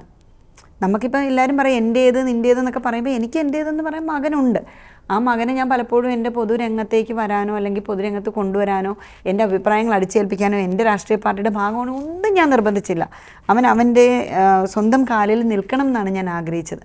പക്ഷേ അവനെയാണ് പൊതുസമൂഹത്തിലിട്ട് എത്ര നീചമായ മാധ്യമ വിചാരണയ്ക്ക് എൻ്റെ മകൻ വിധേയപ്പെട്ടു. അതിലൂടെ ഇവർക്ക് കുറച്ച് പേർക്കെങ്കിലും കഴിഞ്ഞത് വളരെ തൻ്റെ ഇടമുള്ള, വളരെ സത്യസന്ധമായ രാഷ്ട്രീയത്തിൽ നിൽക്കുന്ന ഒരു സ്ത്രീയെ അവരെ ഒടിക്കുക എന്നുള്ളതായിരുന്നു ഇവരുടെ ലക്ഷ്യം. തൻ്റെ ഇടത്തെ ഒടിക്കാൻ ശ്രമിച്ചു. 2 സ്റ്റെപ്പ് എപ്പോഴും പുറകോട്ട് നിൽക്കുന്നത് നല്ലതാണെന്ന് വിശ്വസിക്കുന്ന ഒരു സ്ത്രീയാണ് ഞാൻ. അത്ര മാത്രമേ ഇപ്പോൾ പറയുന്നു. താങ്കളുടെ ഒരു ലൈഫിലേക്ക് വന്ന താങ്കൾ തകഴി പഞ്ചായത്ത് പ്രസിഡൻ്റായിരുന്നു, ആലപ്പുഴ ജില്ലാ പഞ്ചായത്ത് പ്രസിഡൻ്റായിരുന്നു, 2 തവണ വലിയ എതിർപ്പുകളെ അതിജീവിച്ച് കായംകുളത്ത് നിന്ന് MLA ആയി തിരഞ്ഞെടുക്കപ്പെട്ട ആളാണ്. ഇതിന് താങ്കളുടെ ഒരു കരിയർ ഗ്രാഫ്, ഇപ്പോൾ പാർട്ടിക്കുള്ളിൽ തന്നെ താങ്കളിപ്പോൾ ആലപ്പുഴ ജില്ലാ കമ്മിറ്റി വന്നു. അത് പക്ഷേ താങ്കളുടെ പ്രവർത്തന മികവിന് കിട്ടിയ ഒരു അംഗീകാരമാണത്. പക്ഷെ വലിയ എതിർപ്പുകൾ ഇല്ലാതായിക്കോട്ടെ, അസൂയാലുക്കളായിട്ടുള്ള ആൾക്കാരുണ്ടോ? അത് എൻ്റെ കേസിലല്ലല്ലോ, അല്ല താങ്കളോടാ ചോദിക്കുന്നത്, താങ്കളുടെ കേസിലുണ്ടോ എൻ്റെ കേസല്ല. അസൂയ എന്നൊക്കെ ഉള്ളത് ഈ സൊസൈറ്റിയിൽ ഒരു പാർട്ടിക്കുള്ളിൽ വികാരം. അതിലിത് പാർട്ടിക്കുള്ളിൽ ഇവർ ഇത്ര വളരണ്ട എന്ന് കരുതുന്ന ആൾക്കാരുണ്ടോ? അതിപ്പോൾ എനിക്ക് മറ്റൊരാളുടെ മൈൻഡ് റീഡ് ചെയ്യാൻ, ഞാൻ I am not a mentalist, എനിക്കത് അറിയില്ല. ഇപ്പോൾ അങ്ങക്ക് എന്നോട് സ്നേഹമാണോ അങ്ങക്ക് എന്നോട് വിരോധമാണോ എന്ന് എനിക്ക് അളന്നൊന്നും പറയാൻ പറ്റില്ല. ഫ്രം ബിഹേവിയർ എനിക്ക് ചിലപ്പോൾ മനസ്സിലാകാൻ പറ്റും. പക്ഷേ ഇതിനകത്ത് ഈ പാർട്ടിക്കുള്ളിൽ എന്ന് പറയുമ്പം ഈ ഒരുപാട് പേരിൽ ഒരാൾക്ക് എന്തെങ്കിലും ഉണ്ടായാൽ അത് എല്ലാവർക്കും ഒന്നും പറയാൻ പറ്റില്ല. ഇപ്പം തന്നെ എനിക്കെതിരെ പണ്ട് തൊട്ട് പറയുന്ന ഒരു ആരോപണമായിരുന്നു ഞാൻ DYFIക്കാർക്കെതിരാണെന്ന്. എനിക്കും അറിയില്ല, DYFIക്കും അറിയില്ല ഞാൻ അവർക്കെതിരാണെന്ന്. ഏതോ ഒരാൾ ഒരു കമൻ്റ് ഇട്ട് DYFIയെ ഞാൻ വൈറസ് എന്ന് വിളിച്ചത്. ഇതിനു മുമ്പ് ഞാൻ ഇന്റർവ്യൂ പറഞ്ഞു. എനിക്ക് അതിശയം ഇപ്പോഴും, ഞാൻ അങ്ങനെ ഒരു കാര്യം ഞാൻ പറഞ്ഞിട്ടേ ഇല്ല. താങ്കളെ ഇങ്ങനെ നിരന്തരം വേട്ടയാടുന്നതിൽ അഭിരമിക്കുന്ന ആൾക്കാരുണ്ടോ? അതാണ് വീണ്ടും ചോദിക്കും. അതുണ്ടാവാം, ആ ശത്രുക്കളാണ് താങ്കൾക്ക് അറിയാവുന്ന ശത്രുക്കളാണോ? ശത്രു എന്ന് പറഞ്ഞാൽ ഞാൻ പ്രതീക്ഷിക്കുന്ന ഫേസ് ടു ഫേസ് നിന്ന് വർക്ക് ചെയ്യുന്നവർ മാത്രമാണ്, അല്ലെങ്കിൽ ഫൈറ്റ് ചെയ്യുന്നവർ മാത്രമേ ഞാൻ ശത്രു എന്ന് കാണത്തുള്ളൂ. ഈ ഒളിഞ്ഞിരുന്നൊക്കെ ചെയ്യുന്നവരെ ഞാൻ ഭീരു എന്നാണ് വിളിക്കുന്നത്. അങ്ങനെ ഫേസ് ടു ഫേസ് ഫൈറ്റ് ചെയ്യുന്ന ശത്രുക്കളുണ്ടോ, അതോ ഫീലുകളാണോ കൂടുതൽ? ഫീലുകളാണ് കൂടുതൽ. ഫേസ് ടു ഫേസ് കുറവ്. ഫേസ് ടു ഫേസ് എന്നോട് എല്ലാവർക്കും സ്നേഹം. അതൊരു അഭിനയമല്ലേ? അതെനിക്കറിയില്ല, ആരാണ് അഭിനയിക്കുന്നത് ആരാണ് റിയൽ എന്നൊന്നും അറിയാൻ പറ്റുന്ന ഒരു ലോകത്തല്ല. പൊതുസമൂഹത്തിൽ വളരെ സജീവമായി നിൽക്കുന്ന ഒരു MLA ആണ്. പക്ഷെ ജീവിതത്തിൽ താങ്കൾ പ്രത്യേകിച്ച് നന്നായി വായിക്കുകയും സിനിമ കാണുകയൊക്കെ ചെയ്യുന്ന ആളാണ്. ജീവിതത്തിൽ വല്ലാതെ ഒറ്റപ്പെട്ടു പോയെന്ന് എപ്പോഴും ചിന്തിക്കാറുണ്ട്? ഒറ്റപ്പെടുന്ന ഒരു എൻജോയ്മെൻ്റ് ആക്കുന്ന ആളാണ് ഞാൻ. അത് ആർക്കും അറിയില്ല. ഇഷ്ടപ്പെടുന്ന ആളാണ്. എനിക്ക് ഭയങ്കര ഇഷ്ടമാണ്. ഞാൻ എൻ്റെ തിരക്കുകളൊക്കെ കഴിഞ്ഞ് എനിക്കൊരു സമാന്തര ലോകമുണ്ട്. അവിടെ ഞാൻ പാട്ട് കേൾക്കും, പാട്ട് നമുക്ക് തന്നെ ഇരിക്കുമ്പോൾ പാടിയാൽ മറ്റുള്ളവർക്ക് ഡിസ്റ്റർബൻസ് ഇല്ലല്ലോ. പാട്ട് പാടും. എൻ്റേതായ ഒരു കാൽപ്പനിക ലോകം ഉണ്ടാക്കുന്ന ആളാണ് ഞാൻ. അത് എൻ്റെ സമാന്തര ലോകം. അവിടെ പലപ്പോഴും എനിക്കൊരു എലോൺ ഫീല്, അത് എത്രത്തോളം ആൾക്കാർ വിശ്വസിക്കും എന്ന് എനിക്കറിയില്ല. ഈ തനിച്ച് ജീവിക്കുന്നവർക്ക് അവരുടേതായ സന്തോഷങ്ങളുണ്ട്. എല്ലാവരും ഓർക്കുന്ന തനിച്ച് ജീവിക്കുന്നവർ ഭയങ്കര നിരാശയിലാണെന്നാണ്. പക്ഷേ ഇല്ല, തനിച്ച് ജീവിക്കുന്നവർക്കും അവരുടെ സന്തോഷങ്ങൾ, ഫാമിലിക്ക് അതിൻ്റെതായ സന്തോഷമുണ്ട്. നമ്മൾ കണ്ടെത്തുന്നതിലാണ് ഹാപ്പിനെസ്. താങ്കൾ അമിതമായി ദുഃഖിക്കുകയും സന്തോഷിക്കുകയും ചെയ്യുന്ന ആളാണ്. ഞാൻ കുറച്ച് എക്സ്ട്രീം ആണെന്ന് തോന്നുന്നു എല്ലാത്തിലും. ചോദിക്കാൻ കാരണം താങ്കൾക്ക് ഈ ദുഃഖം അടക്കാൻ പലപ്പോഴും ബുദ്ധിമുട്ടുന്ന കണ്ടിട്ടുണ്ട്. പല വേദികളിലും താങ്കൾ വിതുമ്പുന്നത് കണ്ടിട്ടുണ്ട്. തിരിച്ചുകൊണ്ട് ഒരാൾ ഒരു തമാശ എന്നോട് പറഞ്ഞാലും ഞാൻ ചിലപ്പോൾ ഒരു 5 മിനിറ്റൊക്കെ അതോർത്ത് ചിരിച്ചുകൊണ്ടിരിക്കും. സങ്കടം വന്ന് ഞാൻ വളരെ ഒരു വെരി റിയൽ പേഴ്സൺ. എനിക്ക് എപ്പോഴും എനിക്ക് പറയാൻ പറ്റും ഞാനൊരു റിയൽ പേഴ്സണാണ്. MLA ആയതുകൊണ്ട് നടപ്പിലും ഉടുപ്പിലും മാറ്റം വരുത്താൻ ആഗ്രഹിക്കുന്ന ആളല്ല. ഞാനാണ്. അതുകൊണ്ടാണ് ഞാൻ പറഞ്ഞത്, ഒറ്റയ്ക്ക് കഴിയുന്നത് പലരും ഓർക്കും അയ്യോ അവൾ ഒറ്റയ്ക്ക് എന്ത് ചെയ്യും എന്നൊക്കെ ചിന്തിക്കുന്നുണ്ടാവും. പക്ഷേ ഞാൻ പറഞ്ഞില്ല, ഞാൻ ആ ഒറ്റയ്ക്ക് ഇരിക്കുന്നതിൽ ആ സമയത്ത് എന്നാൽ എനിക്ക് ഗ്യാങ് ഉണ്ട്, കൂട്ടുകാരുണ്ട്. എനിക്ക് എല്ലാ ഏജ് ഗ്രൂപ്പിലും എനിക്ക് ഒരു 5 വയസ്സ് മുതലുള്ള ഫ്രണ്ട്സ് ഉണ്ട്, കുഞ്ഞുങ്ങൾ. അവരുണ്ട്, 12ാം ക്ലാസ്സുകാരുണ്ട്, LLBക്ക് പഠിക്കുന്നവരുണ്ട്, മിഡിൽ ഏജിനുണ്ട്, ഏജിനുണ്ട്, എല്ലാ ഗ്യാങ്ങും ഉണ്ട്. എന്ന് വെച്ചാൽ അവരുമായിട്ടൊന്നും കട്ടയ്ക്ക് ഇങ്ങനെ എപ്പോഴും ഫ്രണ്ട്ഷിപ്പ് കൂടണമെന്നല്ല. ചിലപ്പോൾ രാവിലെ എഴുന്നേൽക്കുമ്പോഴത്തേക്കും 80 വയസ്സുള്ള ഒരു അച്ഛൻ്റെ മെസ്സേജ് എനിക്ക് വരാറുണ്ട്, മോനെ സുഖമായിട്ടിരിക്കുന്നോടാ എന്നൊക്കെ ചോദിച്ചിട്ട്. അത് കേൾക്കുമ്പോൾ എന്തൊരു സന്തോഷമാണെന്നറിയോ. മോളെ എനിക്ക് 2 ദിവസമായിട്ട് ഒന്നും ചോദിക്കാൻ പറ്റിയില്ല. അത് കഴിഞ്ഞ് വേറെ ഒന്നും നോക്കുമ്പോഴത്തേക്കും ആയിരിക്കും പ്രതിഭ ആൻറ്റി ചോറുണ്ടോ, കാപ്പി കുടിച്ചോ, സുഖമാണോ എന്ന്. പിന്നെ നിങ്ങളുടെ സ്നേഹം കിട്ടുന്നുണ്ട് ഭയങ്കരമായിട്ട്. ഒറ്റയ്ക്ക് ഇരിക്കുന്ന ആൾക്കാരോട്, അല്ലെ ഒറ്റയ്ക്ക് കഴിയുന്ന ആൾക്കാരെ സമൂഹത്തിൽ ചിലർ സംശയത്തോടെ നോക്കാറില്ല. അവരുടെ ഒരു എപ്പോഴും ഈ അപവാദത്തിൽ പെടുത്താൻ നോക്കും. അങ്ങനെ ഒരു വാസന കൂടെ സമൂഹത്തിനില്ലേ? ഒരു കുറച്ചെങ്കിലും, എല്ലാവർക്കും അല്ല. ഡെഫിനറ്റ്ലി. നമ്മുടെ നാട്ടിൽ ചെലന്തിയും തേനീച്ചയും ഉണ്ടെന്ന് വിശ്വസിക്കുന്ന ആളാണ് ഞാൻ. ചെലന്തിക്ക് വിഷം ഉണ്ടാവും, അവരെപ്പോഴും എവിടെയെങ്കിലും ആർക്കും കിട്ടിയാൽ ഈ വിഷം അങ്ങോട്ട് കുത്തിവെക്കാൻ നോക്കും. തേനീച്ച എന്ന് പറഞ്ഞാൽ അതിങ്ങനെ കൂടുകൂട്ടി തേൻ സംഭരിച്ച് വെക്കും. അപ്പോൾ 2 തരം മനുഷ്യരാണ്.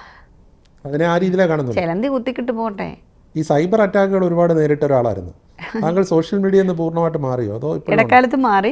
വീണ്ടും സജീവം. പക്ഷേ നമുക്ക് നമ്മുടെ കാര്യങ്ങൾ ജനങ്ങളോട് പറയാനായിട്ട് സോഷ്യൽ മീഡിയ മാത്രമേ സ്പേസ് ഉള്ളൂ. കാരണം ഞാൻ പറഞ്ഞ പോലെ എല്ലാ മാധ്യമങ്ങളും എപ്പോഴും നമ്മളെ ഇങ്ങനെ രാരീരാരോ ശത്രുത ഉണ്ടെന്ന് ഒരിക്കലും ഇല്ല. എത്ര നല്ല മാധ്യമ സുഹൃത്തുക്കളുണ്ടെന്ന് അറിയാം. നമ്മൾ നല്ല സുഹൃത്തുക്കളല്ലേ? എത്ര പേരുണ്ട്, എത്രയധികം പേരുണ്ട്. അതുപോലെ തന്നെ നല്ല നല്ല സുഹൃത്തുക്കൾ. നമ്മുടെ നല്ല ജേർണലിസ്റ്റുകളുണ്ട്.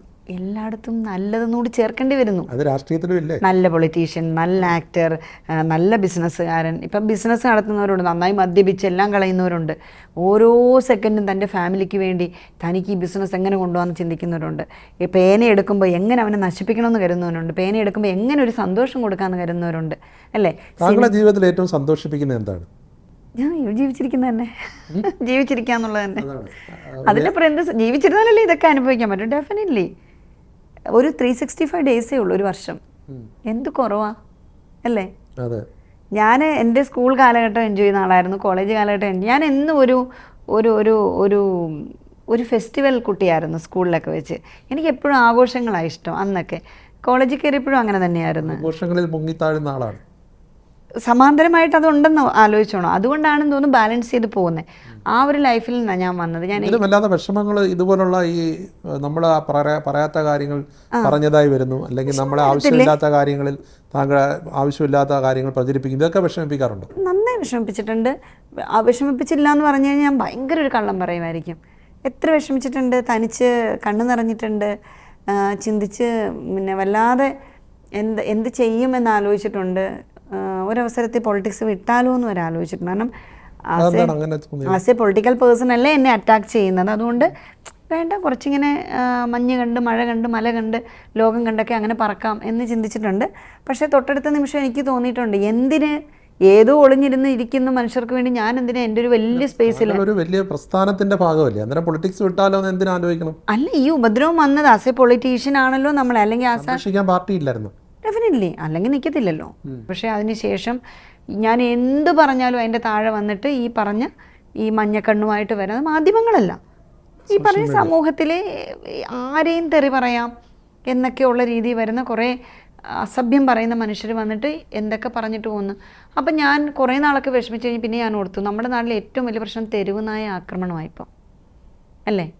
5 വർഷത്തിനിടെ 12 ലക്ഷം പേരെ അടിച്ചത് ആണല്ലോ. അതുപോലെ ഈ തെരുവ് നായ്ക്കൾ സോഷ്യൽ മീഡിയക്കകത്തും ഉണ്ട്.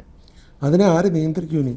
അതിന് പ്രോപ്പർ ചികിത്സ കൊടുക്കണം, പ്രോപ്പർ ബില്ല് കൊണ്ടുവരണം കൃത്യമായിട്ട് തന്നെ. കാരണം ഒരാളുടെയും വ്യക്തി സ്വാതന്ത്ര്യത്തിൽ കയറി എനിക്ക് അങ്ങനെ തെറി വിളിക്കാൻ എന്ത് അവകാശം വന്നേ? ഒന്നുമില്ല. അഭിപ്രായങ്ങൾ പറയാം, പക്ഷെ എനിക്ക് തെറി വിളിക്കാനോ ബാഡ് വേർഡ്സ് യൂസ് ചെയ്യാനോ എനിക്ക് അങ്ങയുടെ വോളിൽ വന്നിട്ട് ഇത് മെഴുകിയിട്ട് പോകാനുള്ള റൈറ്റ് ഇല്ല. സോഷ്യൽ മീഡിയയിലുള്ളതുപോലെ തന്നെ ഇപ്പോൾ കാമുകൻ കാമുകിയെ വെട്ടിക്കൊല്ലുന്നു, കാമുകി കാമുകനെ വിളിച്ചു വരുത്തി കൊല്ലുന്നു, കഷായം കുടിപ്പിച്ച് കൊല്ലുന്നു, ബന്ധുക്കൾ തമ്മിൽ വെട്ടിക്കൊല്ലുന്നു, കുട്ടികളെ വലിച്ച് കിണറിലെറിയുന്നു. ഇതെന്ത് പറ്റി കേരളത്തിലെ സമൂഹത്തിന്? നമ്മൾ ചിന്തിക്കേണ്ടിയിരിക്കുന്നു. അതിൽ ഞാൻ എൻ്റെ കുറച്ച് അസസ്മെൻ്റ് ഞാനൊന്ന് ഷെയർ ചെയ്യാം. ഇപ്പോൾ നമ്മുടെ കുഞ്ഞുങ്ങൾക്ക് പഴയതുപോലെ ഉറക്കമില്ല, ശ്രദ്ധിച്ചിട്ടുണ്ടോ? ഇപ്പം ഫോർ എക്സാമ്പിൾ ഒരു സ്റ്റഡി നടത്താമെങ്കിൽ, കുഞ്ഞുങ്ങൾ എന്ന് പറഞ്ഞാൽ മുതിർന്ന കൗമാരപ്രായക്കാരാണോ അതോ കുട്ടികൾ? അതായത് ഒരു 6-7 ക്ലാസ് മുതൽ കുട്ടികളെ എടുത്ത് പരിശോധിച്ചാൽ കുട്ടികളുടെ ഉറങ്ങുന്ന ടൈം കുറഞ്ഞു, രാത്രി ഉണർന്നിരിക്കുക, ഉച്ചവരെ കിടന്നുറങ്ങുകയും ചെയ്യുന്ന ഒരു കൾച്ചറിലേക്ക് എപ്പോഴും അവർ വന്നു.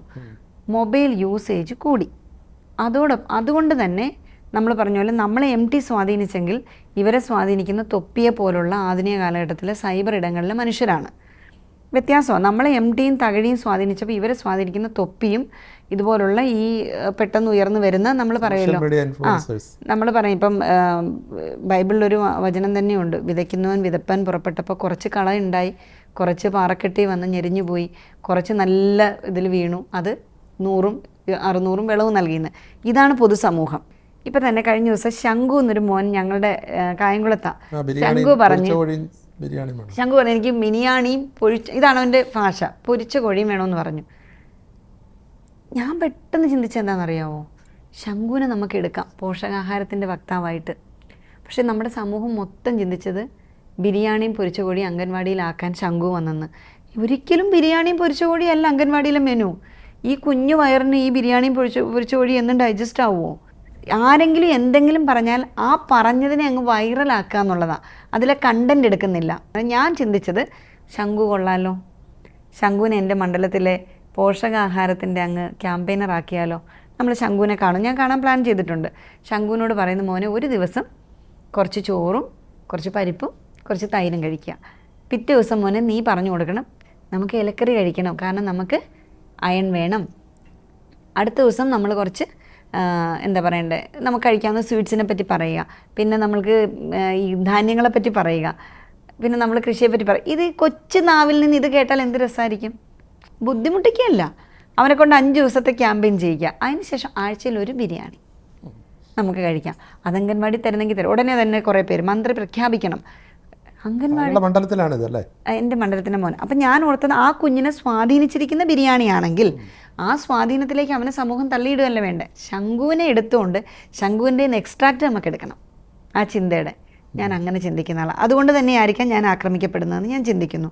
ഇതാണ് ഞാൻ പറഞ്ഞ അഭിപ്രായങ്ങളിലെ ഉള്ള അസഹിഷ്ണുത ചിലർക്കുണ്ടാവും. ഓ, ഇവളെന്തിനാ അങ്ങനെ ചിന്തിച്ച്? ശംഖു ബിരിയാണിയല്ലേ ചോദിച്ചത്, പിന്നെ ശംഖുവിന് എന്തിനാ പോഷകാഹാരം പഠിപ്പിക്കുന്നത്? അതാണല്ലോ പഠിപ്പിക്കേണ്ടത്. താങ്കൾ KK രമയുടെ മകന്റെ വിവാഹത്തിൽ പങ്കെടുത്തിരുന്നല്ലോ. ഞാൻ പങ്കെടുത്തിരുന്നു. താങ്കളുടെ പാർട്ടിയിൽ നിന്ന് വളരെ കുറച്ച് പേരെ അതിൽ പങ്കെടുത്തു. അതിൻ്റെ അകത്ത് പാർട്ടി ഞങ്ങളോടൊന്നും പങ്കെടുക്കരുതെന്നൊന്നും പറഞ്ഞിട്ടില്ലായിരുന്നു. വ്യക്തിപരം അടുപ്പം കൊണ്ടുപോയത്. ആ വ്യക്തിപരം അടുപ്പമുണ്ട്. എൻ്റെ അച്ഛൻ മരിച്ച സമയത്ത് രമചേച്ചി ആദ്യം ഓടി വന്ന കൂട്ടത്തിൽ ഒരാളാണ്. എൻ്റെ അച്ഛൻ എൻ്റെ ജീവിതത്തിൻ്റെ ഒരു ഭാഗമാണ്. അപ്പം അച്ഛൻ്റെ വേർപാടിൽ എൻ്റെ കൂടെ ഓടി വന്നവരെല്ലാം എൻ്റെ മനസ്സിൽ തങ്ങി. കാരണം ഞാൻ ഏറ്റവും കൂടുതൽ വേദനിച്ചൊരു സമയം അതാണ്. അപ്പോൾ അന്ന് രമചേച്ചി ഓടി വന്നിരുന്നു, ഉമ്മച്ചേച്ചി ഓടി വന്നിരുന്നു. അപ്പോൾ അതൊക്കെ തീർച്ചയായും ഉമ്മച്ചേച്ചി വീണപ്പോൾ എനിക്ക് തോന്നുന്നു ഉമ്മച്ചേച്ചിക്ക് ഒരു മകളുണ്ടായിരുന്നെങ്കിൽ ചിലപ്പോൾ ആ മകളുടെ ഒരു വേദന തന്നെയായിരുന്നു എനിക്ക്. അല്ലെങ്കിൽ ഒരു അനിയത്തി പോയി കാണാത്തത് വേറൊന്നും കൊണ്ടല്ല, നമ്മളിപ്പോൾ അവരുടെ ആ ഒരു ആശുപത്രിയുടെ വീഡിയോ കോൾ ചെയ്ത് കണ്ടിരുന്നു.